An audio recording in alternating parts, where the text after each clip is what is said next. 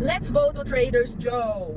So today is my errands day and come with me dahil bibili tayo ng trending na bayong sa Pilipinas.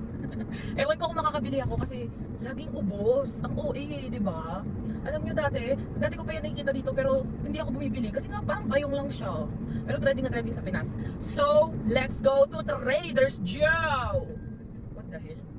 Yeah. So, today's agenda, bibili tayo ng bayong pag meron.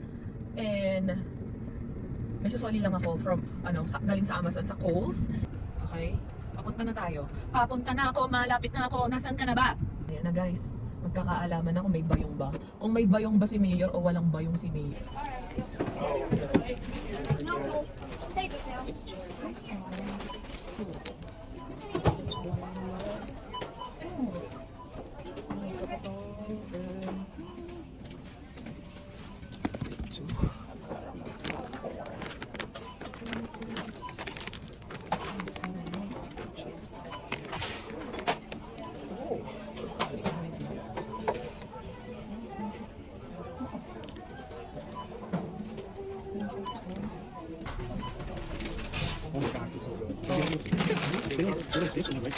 Bigo tayo mga kababayan. Walang Trader's Joe bag. Meron bago pero para siyang yung sako ng bigas. Ito, sabi nung cashier masarap daw to. So tikman natin.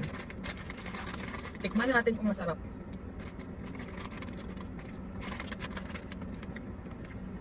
Masarap siya. Anong gamis? And then, bumili tayo nito. Gamis din siya. Pero mabigat siya ha. And this one. All gamis. And some popcorn. So wala talagang Trader's Joe. Trader's Joe na bag. Kasi, pag umaga, yung mga tao nakapila na para bumili sila ng bag.